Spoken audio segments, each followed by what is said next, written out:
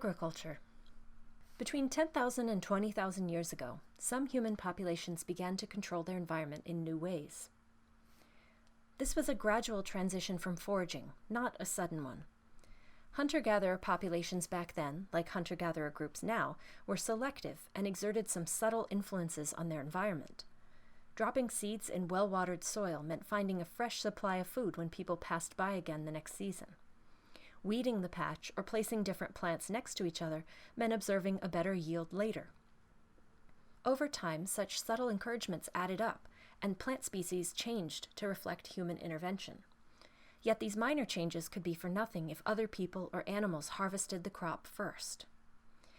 To truly reap the rewards of large amounts of reliably grown vegetation, humans had to begin intentionally planting the crops they wanted, then stayed near them in order to nurture them to maturity, rather than just gathering them where they grew naturally. This was a shift that was to be revolutionary in its long-term implications.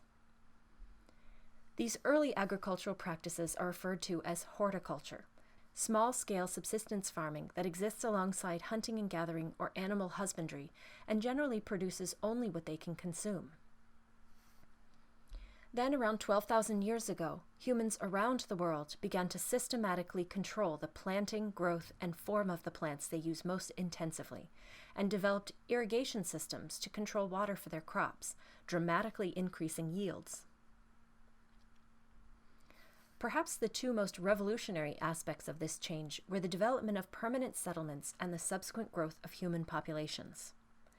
An agricultural way of life is a settled way of life. Just as hunter-gatherers stay close to their food by moving around, farmers stay close to their food by living near the gardens and fields. These permanent settlements form the basis for the later growth of city-states and empires. Populations boomed as humans settled into the agricultural way of life because agriculture produces much more food than hunting and gathering, though the food is usually not as varied and nutritious as that which is consumed by hunter-gatherers. This settled way of life led to the development of new technologies, including farming tools for harvesting and digging, along with baked bricks and other building materials for creating long-lasting homes and food storage structures, since now people are living on a harvest-to-harvest schedule and must store food to live off when the fields aren't producing. The ability to store food long-term and the resulting population boom resulted in increased social stratification. Labor became divided not only by gender and age, but also by social class. Whereas in hunter-gatherer and pastoralist societies, every member of the group was somehow directly involved in food production, agriculture permitted food storage beyond what the group actually needed to survive.